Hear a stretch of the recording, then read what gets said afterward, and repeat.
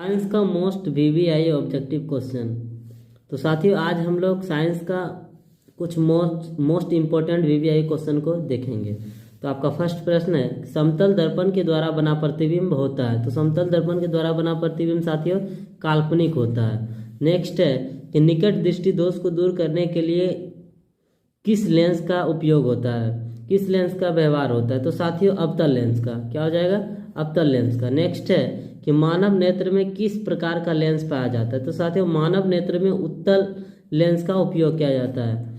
मानव नेत्र में किस प्रकार के लेंस पाया जाता है, तो उत्तल लेंस। नेक्स्ट प्रश्न है, दंत विशेषज्ञ किस दर्पण का उपयोग मरीजों के दांत का बड़ा प्रतिबिंब देखने के लिए करता है। तो किसका प्रयोग करता है साथियों, तो अवतल दर्पण का उपयोग करता है। नेक्स्ट है कि एमीटर को विद्युत परिपथ में कैसे जोड़ा जाता है। तो श्रेणी क्रम में जोड़ने से साथियों एक साथ सभी धाराएं बहती है। नेक्स्ट है कि विद्युत धारा का ऐसा मात्रक है। तो विद्युत धारा का ऐसा मात्रक एम्पियर होता है। विद्युत धारा का ऐसा मात्रक एम्पियर होता है। नेक्स्ट है किस लेंस के द्वारा सिर्फ काल्पनिक प्रतिबिंब बनता है। तो साथियों उत्तल लेंस के द्वारा सिर्फ काल्पनिक प्रतिबिंब बनता है।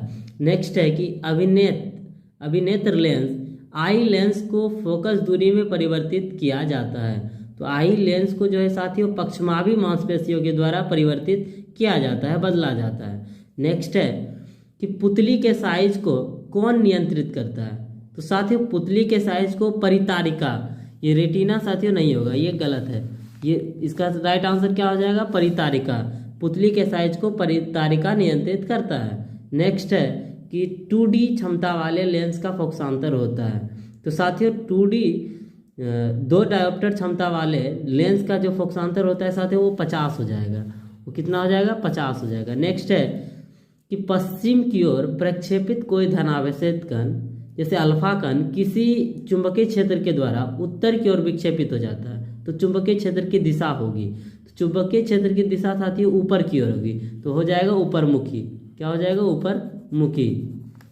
नेक्स्ट है काल्पनिक प्रतिबिंब होता है। तो साथियों काल्पनिक प्रतिबिंब सीधा होता है, काल्पनिक प्रतिबिंब सीधा होता है। नेक्स्ट है कि विद्युत मोटर परिवर्तित करता है। तो इलेक्ट्रिक मोटर है साथियों जो कि विद्युत ऊर्जा को यांत्रिक ऊर्जा में कन्वर्ट करता है, बदलता है, इसलिए राइट आंसर हो जाएगा बी नंबर। नेक्स्ट है कि लघुपथन के समय परिपथ में विद्युत धारा का मान होता है। लघुपतन के समय, शॉर्ट सर्किट के समय साथियों विद्युत धारा का मान बहुत ही अधिक बढ़ जाता है, बहुत अधिक बढ़ जाता है। नेक्स्ट है कि नेत्र लेंस की फोकस दूरी कम हो जाने से कौन सा दृष्टि दोष होता है। तो कौन सा आई इफेक्ट होता है साथियों, वो हमारा हो जाएगा निकट दृष्टि दोष, निकट दृष्टि दोष होता है।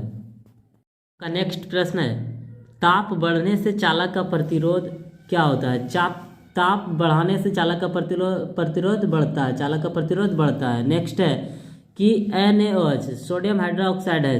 सोडियम हाइड्रोक्साइड साथियों एक क्षार है, क्या है, क्षार है। नेक्स्ट प्रश्न है,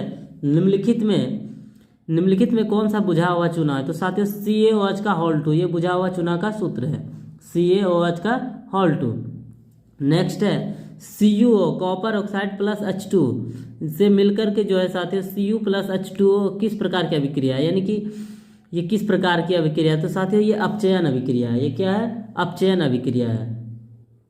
नेक्स्ट है कि आवर्त सारणी के प्रथम वर्ग के सदस्य हैं। तो आवर्त सारणी के प्रथम वर्ग के सदस्य साथियों वो क्षारीय धातु होते हैं, क्षारीय मेटल होते हैं। नेक्स्ट है कि साधारण नमक का रासायनिक सूत्र है। तो साधारण नमक का साथियों रासायनिक सूत्र आप लोग जानते ही हैं, NaCl हो जाएगा, NaCl हो जाएगा। नेक्स्ट है कि लवण Na2CO3 के जलीय विलयन का pH है।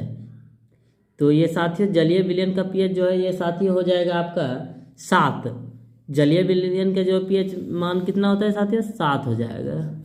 नेक्स्ट है उदासीन विलयन यानी कि नेचुरल सॉल्यूशन का pH मान होता है। तो नेचुरल साथियों 7 के बराबर हो जाएगा, 7 के बराबर हो जाएगा। नेक्स्ट है सल्फ्यूरिक अम्ल का अणुसूत्र है। तो सल्फ्यूरिक अम्ल का अणुसूत्र साथियों H2SO4 हो जाएगा, H2SO4 हो जाएगा। नेक्स्ट है कार्बोक्सिलिक एसिड समूह कौन है। तो कार्बोक्सिलिक एसिड समूह साथियों सिंगल बॉन्ड COOH हो जाएगा, ऑप्शन बी। नेक्स्ट है सरलतम हाइड्रोकार्बन है? तो सरलतम हाइड्रोकार्बन साथियों ये मीथेन है। मेथेन जो है सरलतम हाइड्रोकार्बन है। नेक्स्ट है, किस रासायनिक यौगिक को गर्म करने पर प्लास्टर ऑफ पेरिस प्राप्त किया जाता है? तो किससे साथियों? जिप्सम से। जिप्सम से जो है जिप्सम को गर्म करने पर प्लास्टर ऑफ पेरिस का निर्माण हो जाता है। नेक्स्ट है कि इलेक्ट्रॉन के हस्तांतरण से बना यौगिक क्या कहलाता है? तो इलेक्ट्रॉन के हस्तांतरण से बना यौगिक विद्युत संयोजी कहलाता है। विद्युत संयोजी कहलाता है।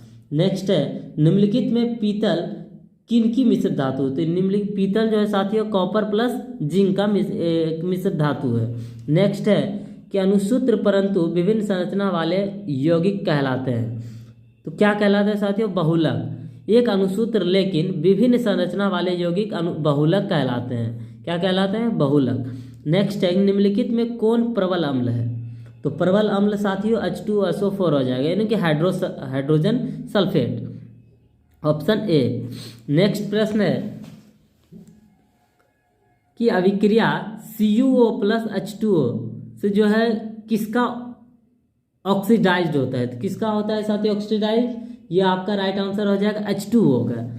H2O का ऑक्सीडाइज्ड होता है। नेक्स्ट प्रश्न है कि निम्नलिखित में किसे कोशिका की ऊर्जा मुद्रा के रूप में जाना जाता है? तो एनर्जी करेंसी किसे कहा जाता है? ATP को। ATP को एनर्जी करेंसी कहा जाता है। नेक्स्ट है, एंड्रोजन है।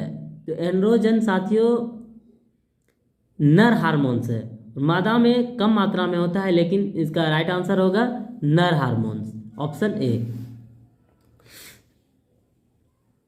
सेकंड क्वेश्चन है कि प्रकाश संश्लेषण होता है। तो प्रकाश संश्लेषण साथियों दिन में होता है। प्रकाश संश्लेषण दिन में होता है। नेक्स्ट है, नर युग्मक एवं मादा युग्मक के संगलन को क्या कहते हैं? नर युग्मक और मादा युग्मक के संगलन को क्या कहते हैं? ऐसे तो निषेचन होगा साथियों, लेकिन निषेचन क्या होगा इसमें? इसका राइट आंसर क्या हो जाएगा? निषेचन, इनमें से कोई नहीं। नेक्स्ट है, निम्नलिखित में कौन एमिनो अम्ल के विखंडन से बनता है? एमिनो एसिड के विखंडन से बनता है। तो कौन बनता है साथियों? तो CO प्लस NH3, जो ऐसे तो साथियों कह सकते हैं प्रोटीन। एमिनो अम्ल के विखंडन से प्रोटीन का निर्माण होता है। तो ऑप्शन बी हो जाएगा, दोनों डी, ऑप्शन डी हो जाएगा। नेक्स्ट है, निम्नलिखित में कौन एकलिंगी पादप का उदाहरण है? तो एकलिंगी साथियों वो पपीता हो जाएगा। एकलिंगी पादप जो है हमारा एक पपीता है।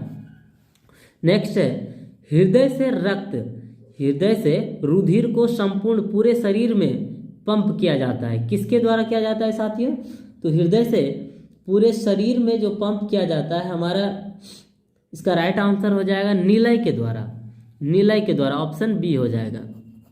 नेक्स्ट है कि खुला परिसंचरण तंत्र किस में पाया जाता है? तो खुला परिसंचरण तंत्र साथियों ये कॉकरोच में पाया जाता है। खुला परिसंचरण तंत्र जो है कॉकरोच में पाया जाता है, ऑप्शन बी हो जाएगा। नेक्स्ट है, शुक्राणु का निर्माण होता है। तो शुक्राणु का निर्माण साथियों कहाँ होता है? ये वृषण में हो जाएगा। वृषण में शुक्राणु का निर्माण वृषण में होता है। नेक्स्ट है कि निम्नलिखित में कौन जैव अनिम्नीकरण पदार्थ है? तो जैव अनिम्नीकरण पदार्थ है। जैव अनिम्नीकरण पदार्थ क्या हो जाएगा? ये DDT जो है एक जैव अनिम्नीकरण पदार्थ है, ऑप्शन ए हो जाएगा। नेक्स्ट है, क्लोरोफिल वर्णक का रंग है। तो क्लोरोफिल वर्णक का रंग साथियों क्या हो जाएगा? हरा। क्लोरोफिल तो हरा पर पौधे से ही बनता है। नेक्स्ट इसका राइट आंसर ए हो जाएगा। नेक्स्ट है कि पौधों में मादा युग्मक को क्या कहते हैं? पौधों में मादा युग्मक को क्या कहते हैं? तो अंडाशय कहते हैं। पौधों में मादा युग्मक को अंडाशय कहते हैं। नेक्स्ट है, ग्वाइटर तथा घेंघा पनपता है। किसकी कमी से साथियों? तो आयोडीन की कमी से ग्वाइटर एवं घेंघा रोग पनपता है, ऑप्शन बी हो जाएगा। नेक्स्ट है, मछली के हृदय में कोष्ठों की संख्या होती है। तो मछली के हृदय में साथियों 2 होती है और मानव के हृदय में 4 होती है। नेक्स्ट है, मनुष्य के शरीर की सबसे बड़ी ग्रंथि। तो मनुष्य के शरीर की सबसे बड़ी ग्रंथि क्या हो जाएगा साथियों? यकृत।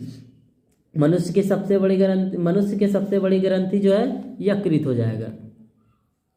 नेक्स्ट प्रश्न है, रक्त का थक्का बनने में सहायक होता है। तो रक्त का थक्का बनने में सहायक कौन होता है साथियों?